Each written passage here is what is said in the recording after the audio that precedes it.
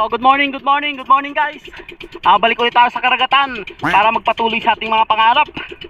At dahil kumalma ulit ang panahon, magandang alon, balik ulit tayo sa Gakot Island. Doon kasi tayo nakakahuli ng magagandang isda at marami. Kaya bisitahin ulit natin doon. So ito medyo mahangin, pero mamayang hapon yan maganda.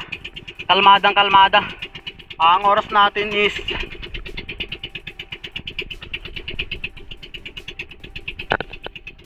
ayun, 8:37 na. So, dahan-dahan lang yung patakbo natin. Hindi naman tayo nagmamadel dahil maaga pa.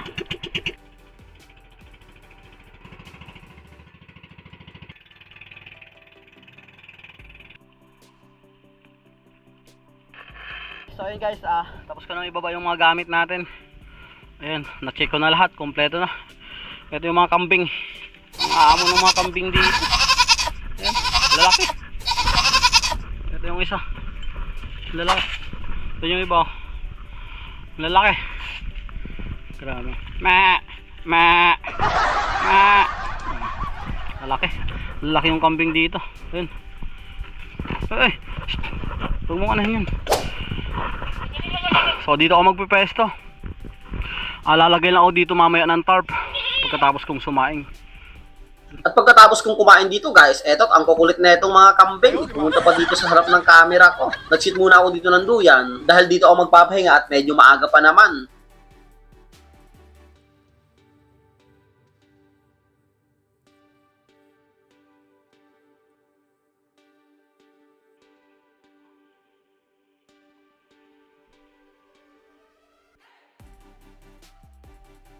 Makalipas ang 2 oras ng pagpapahinga, ano pang hinihintay natin? Let's go for our spearfishing activities. Oh, wow!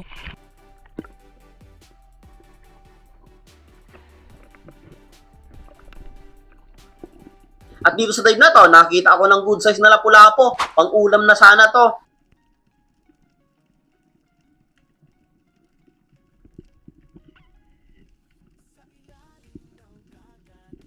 Ngunit pagkapul ko ng trigger, tinamaan naman. Ngunit the place, ayun tuloy, nakawala. Sayang.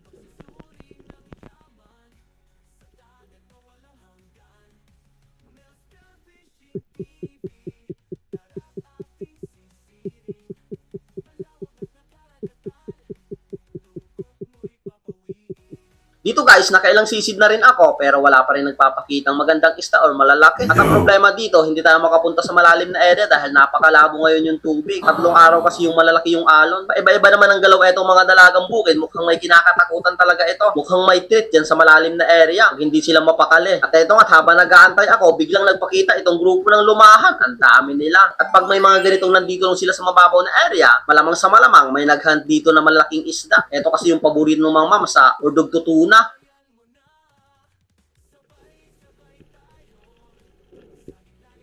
Pero ilang segundo ang pag-aantay, wala namang nagpakita.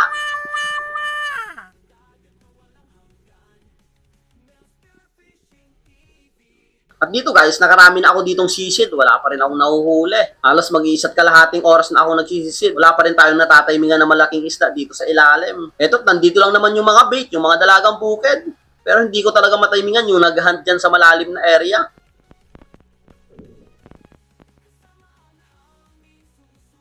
At dito, pagtingin ko ulit sa kanang bahagi ko, eto pa lang, nag-hunt dito sa mga dalagang bukid na ito. Isang dugtutuna. Buti lang, maamo.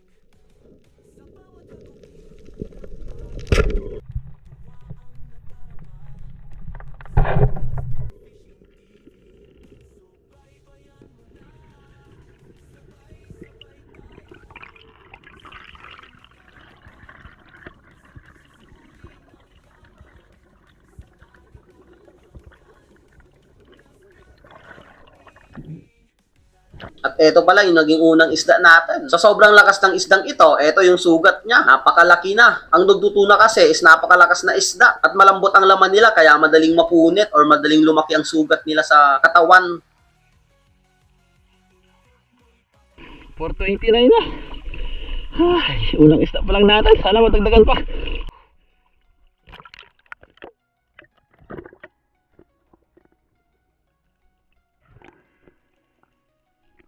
At makalipas pa ng 30 minutes ng pagdadive, isa pa lang talaga yung huli natin. At dito lumakas na rin yung agos, kaya hindi na ako makapwesto dito, hindi na ako makaporma. Kaya ang ginagawa ko dito na ako nagpipwesto sa mababaw na area. At habang patakip silim kasi yung araw, mas lalong lumalabo itong ilalim.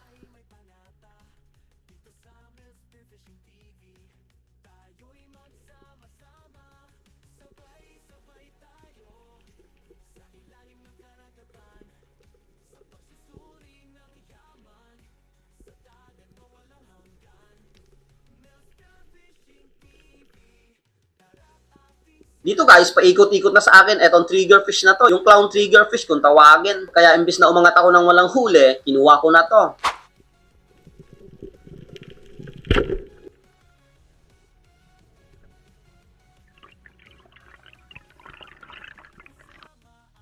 Pang-ihaw natin mamaya to pag-ahon. May pang-ulam na. Pagkatapos kong ma-secure yung triggerfish guys, lumipat ako ng pwesto. Wala na kasing nagpapakita talaga doon. At etong pwestong ito, kung matatandaan sa mga previous video natin, dito lang sa mababaw na area, dito tayo nakakahuli ng mga slick unicorn.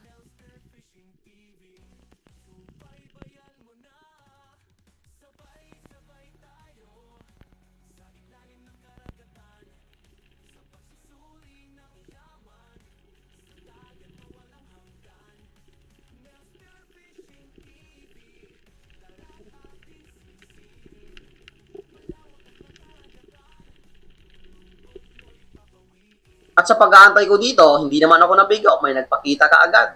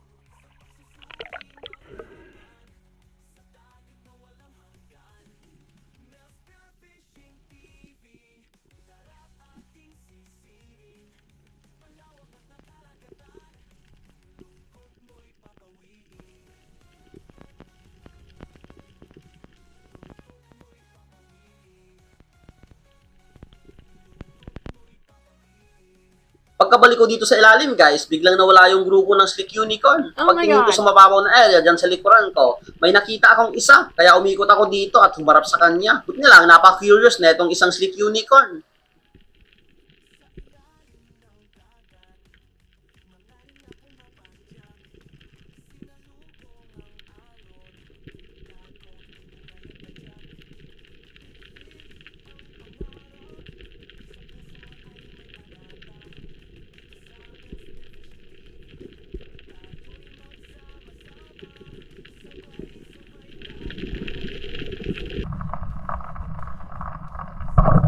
At ayun, napakaganda yung patama ko dito sa slick unicorn na to. Napakaganda kasi yung galaw niya.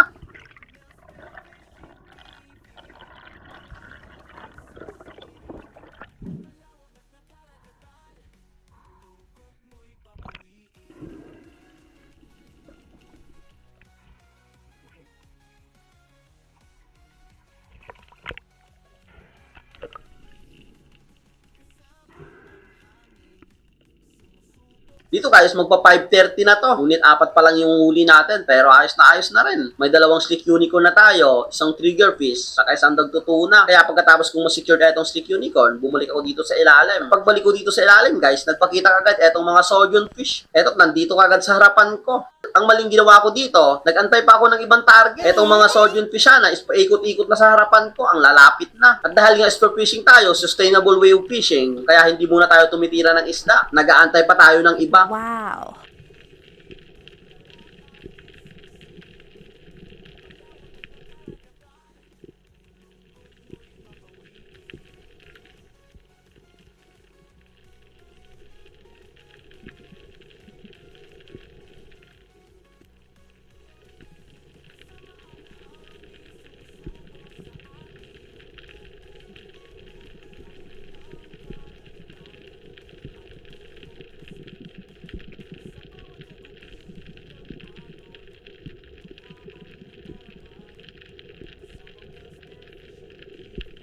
Ngunit sa pag-aantay ko dito, ayun, lumayo na yung mga sodium fish. Kaya pagka-pull ko ng trigger dito, hindi tinamaan. Humili pa kasi, kaya walang nahuli.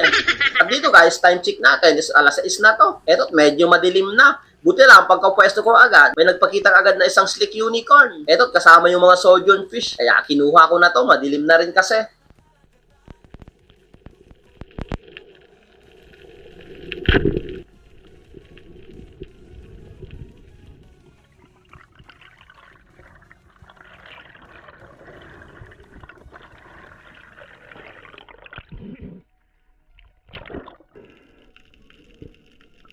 Ito rin guys, yung naging last dive natin ngayong hapong ito. Madilim na rin kasi yung ilalim, kaya sakay na tayo sa bangka at para makapahinga na.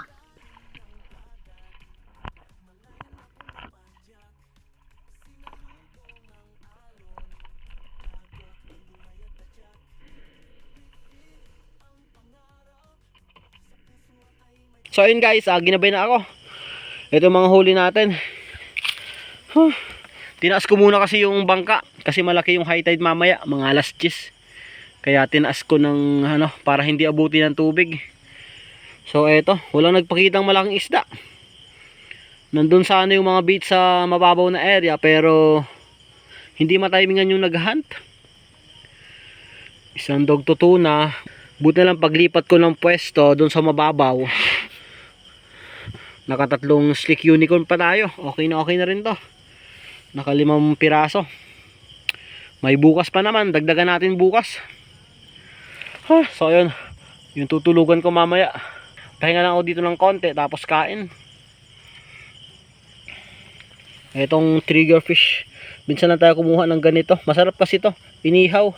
Pero pagod na ako, iihawin ko sana ngayon. Kaso pagod na. Mag-ulam na lang ako ngayon ng dilata. May baon naman ako. So abang-abang na lang tayo bukas. Baka madagdagan pa etong 5 piraso. Okay na rin to, may panggasolina na. Eto, lagay natin to dito sa collar. Okay na rin yan. Tatlong slick unicorn. Bihira na magpahuli ang slick unicorn. Hindi gaya ng mga dating dive dito. So ayun, lalamigin yan, ang daming yelo. Bawi tayo bukas. At pagdating ng umaga guys, balik ulit tayo sa karagatan para magpatuloy sa paghahanap natin ng malalaking isda. Eto't medyo malalaki yung alon ngayon. Hindi muna ako ngayon gumamit ng bangka dahil malaki yung hibas. Hindi ko kayang ibaba yung bangka. Pagkatapos kong makalo dito ng spear gun guys, nakailang attempt na rin akong pagsisi dito. Wala pa rin nagpapakita. Talagang sadyang madala ngayon ang isda dito sa Gakot Island.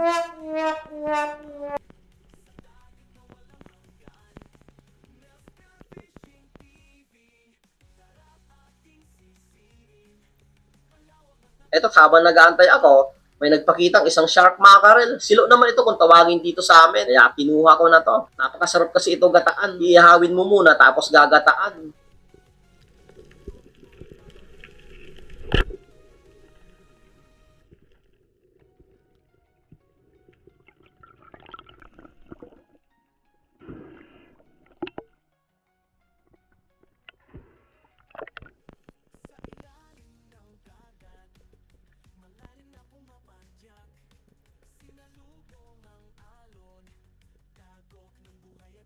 Makalipas ng 1 oras ng pagdadive, eto pagbalik ko dito sa ilalim, may nagpakita ulit na 2 shark mackerel. Kaya imbis na umahon tayo ng walang huli, sayang yun dahil kinuha ko na rin to.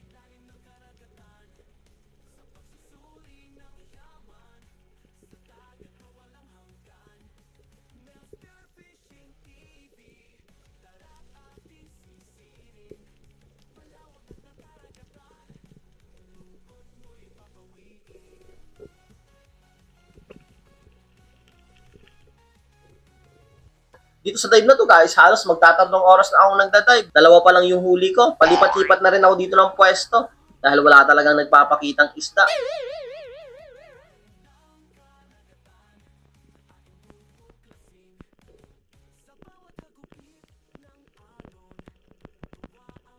At habang nag-aantay ako dito guys, eto ang napansin ko dito sa mga dalagang bukid. Paiba-iba na naman ang galaw. Mukhang may treat or may panganib dyan sa malalim na area. Eto, balisa etong mga malilit na isda, etong mga dalagang bukid. Mukhang may treat talaga dyan sa malalim na area. Malabo lang talaga.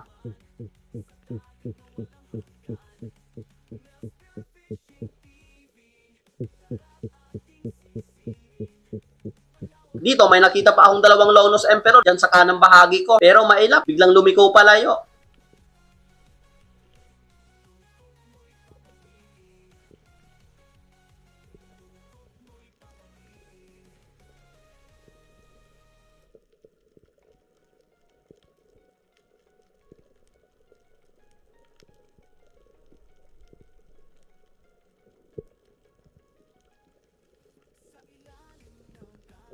At ito nga yung sinasabi ko sa inyo, paggalaw ng mabilis yung mga dalagang bukid, ito yung sinasabi kong treat or yung panganib sa mga dalagang bukid na iyon. Isang mamsa pa lang napakalaki.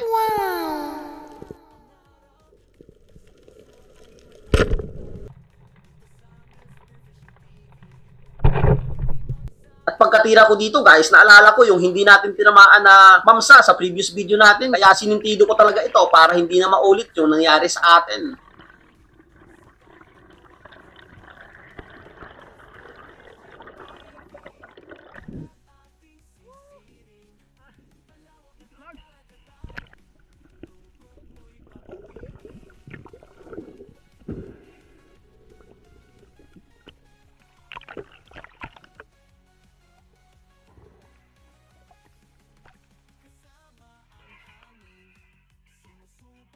Uy! Thank you Lord! 9:36 na! Akala ko wala nang pag-asang makakahuli tayo. Pauwi na rin ako. Doon ako galing. Halos malibot ko na itong isla. Thank you Lord! Sagaan lang talaga. May nagpakita pa. Sana matagdagan pa.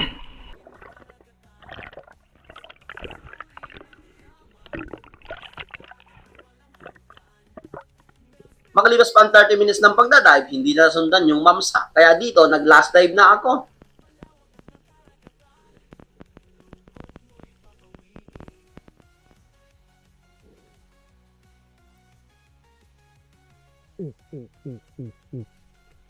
At hindi naman sana ako dito nabigo. May nagpakitang napakalaking barakuda. Kaya lang, pagkatuto ko ng pana, akala ko lalapit sa akin, ngunit biglang lumiko. Nakakita siguro ito ng pogi dito sa ilalim ng karagatan. Kaya biglang lumiko. Hinabol-habol ko pa to, akala ko makuklose yung gap, pero hindi na talaga. Kaya pilitin ng ayaw, hayaan na lang natin. Baka sa susunod na pagdayo natin dito, makita pa natin yon at mas malaki na siya. Kaya pagkatapos din na ito guys, bumalik na ako sa pangpang. So yun guys, umahon na ako. Halos mag-11 na. Halos mag 5 hours yung dive. Pero tagal nating nakahuli ng isda. Buti lang pabalik na. Nagpakita ba itong mamsa? Marami sana nagpapakita pero hindi ko matiming ang pag nakapwesto sa baba. Naka-ambush. Yung dugtutuna hindi natin nahuli. Dumaan. Yung salmon. Saka yung last dive natin dito, yung barakuda, malaki. Mailap. Pero okay pa rin. Baka mamaya dive pa ako. Bago umuwi, ligpit muna tapos dive. Baka madagdagan pa. Sana madagdagan pa mamaya. So ligpit muna ako dito ng gamit tapos kain. Pagkatapos kong makaligpit dito guys ng gamit, magdadive pa sana ako, pero biglang sumakit na talaga yung pinti ko. Halos 5 oras kasi yung dive ko ngayong umagang ito, kaya hindi ko na pinilit, baka may mangyari pa sa atin. At ang ginawa ko na lang dito, sinakay ko na yung mga gamit ko sa bangka, diretso na tayo uwi. Ayos naman yung mga huli natin. Pagka uwi ko sa main island, binenta ko yung mga isda. Ang tinira ko lang dun sa mga isda is yung dalawang shark mackerel or yung silo, yung isang trigger fish pang ulam na rin. Yung 3 slick unicorn, yung dugtutuna at yung mamasa, binenta ko. Kumita naman ako ngayong pagdayong ito ng 2,600. Kaya okay na rin. Yung 600 is pang bawi sa gasolina at yung mga ginastos natin. Yung 2,000 is kita natin yun, wala nang bawas. Kaya okay na rin. Shoutout nga pala kay Milagrosa Diyos, Yapox TV, Nexon Edson, Nini Lumagdang, Felix, Jason, J4 Lumagdang Family, Romel Navarre, Romeo Alcones, Alcones Family, Annie Rosal, Clarence Caspi Mingula, Jaber Family, Federico Jaber Jr., Ami Friend, Maylisa Per Fernando Jr.,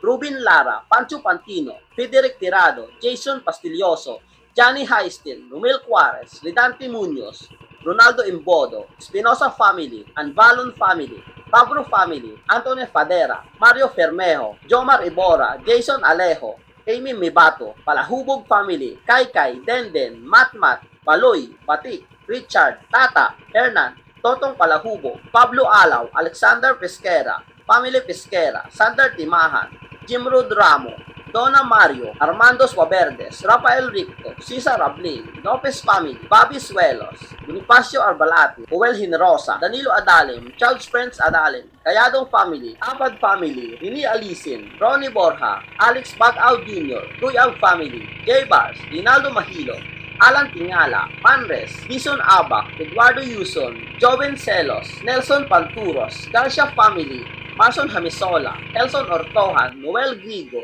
Mid Susu Ever, Instituto Kawaling, Tatay Del Kitchen, Felix Cueroy, Jonel Burak, Manang Hilaw, Warren Abak, Ali Punos, Joel Ranas, Batix, Erwin Labin Malayan, Elvera Miranda, Florante Miranda, Paclibar Family, Julito Cuesta, Paulo Agas, Romilo Babanto, Trillo Family, Makalisang Family, Jeffrey Mabisa, Alan Hinohosatan, Tinalin Ritis, Figiraw David, Minda Balingasa, Alberto Pantino, Emerito Aiso Jr. Maraming salamat po sa inyong lahat. So yung gustong magpa-shoutout guys, comment lang kayo sa bagong upload natin sa new episode para sa susunod na shoutout ko, masama na rin kayo. So hanggang dito lang muna guys yung video natin hanggang sa susunod nating episode. Maraming salamat sa inyong lahat sa walang sawang patuloy na sumusuporta sa munting channel ko. God bless you all po. See you on the next episode.